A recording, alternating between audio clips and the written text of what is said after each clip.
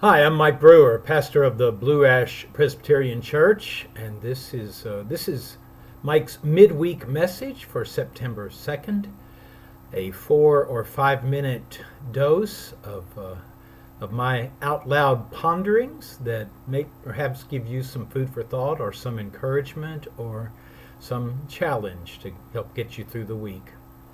You probably saw the same news story I did in the last few days about a group of Israeli teenagers who uncovered an ancient treasure hoard.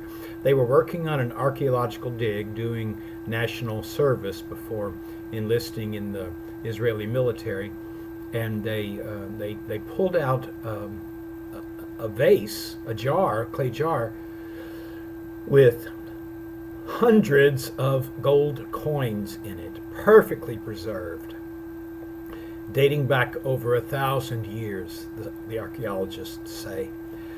I can only imagine the thrill of turning up something like that. I am a sucker for these hidden treasure stories, whether it's an archaeological hoard or a sunken ship full of silver bullion or a hidden pirate treasure. I love stories like this. They leave me wondering what else might be hidden down there. What might I uncover planting a tree in my backyard? So far, no treasures, but you never know. But it also leaves me wondering what kind of treasures remain hidden in you and me that have never seen the light of day. You see, despite all the news about the sometimes crazy things and sometimes awful things that some people do, I remain convinced that human beings are amazing. We're amazing because God made us, and God doesn't make junk. Now, if this sounds like humanist propaganda, let me assure you, I'm offering you a biblical perspective. From Psalm 139, which is a wonderful psalm if you're not familiar with it, just a couple of verses, the psalmist is speaking to God and says, "For it was you who formed my inward parts. You knit me together in my mother's womb." Isn't that a beautiful image? And then this, "I praise you, for I am fearfully and wonderfully made." And then to underline the fact that you and I are amazing, the psalmist adds, "Wonderful are your works, O Lord. I know that very well." You and I are the work of God, and that makes us wonderful. I believe God has the same opinion. I believe God thinks we are amazing because God made us to be amazing. But what that might mean is that you have treasures in you that you have never brought into the light of day. Maybe I have gifts and yearnings and possibilities that I have never dared unveil because I'm afraid, or because I'm not very self-aware, or because I get distracted. And what a shame. What a shame if those treasures, those buried treasures in you and me, just stay buried.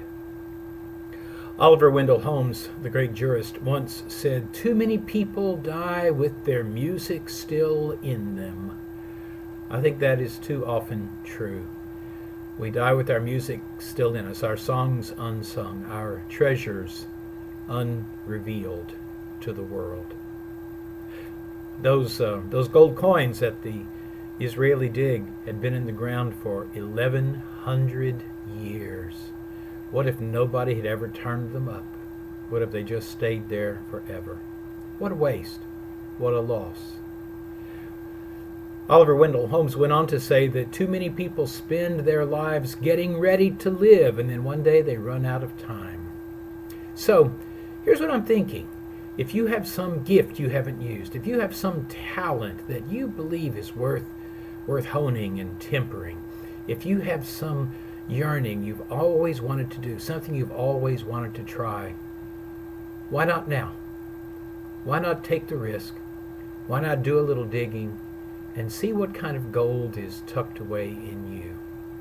Now, the other thought, and I'll be brief and quick here, the other thought, though, is if you and I are filled with buried treasure, so are the people we meet each day. Maybe we ought to be looking deeper.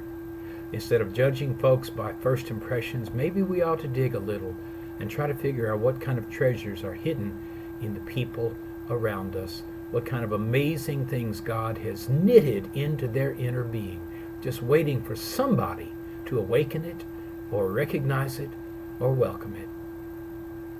Well, I think you're an amazing person. I hope you have an amazing week, and I look forward to our getting together again soon. Thanks for stopping in today. And until we do get together again, I pray that God will keep you strong and safe and faithful. See you soon. Bye-bye.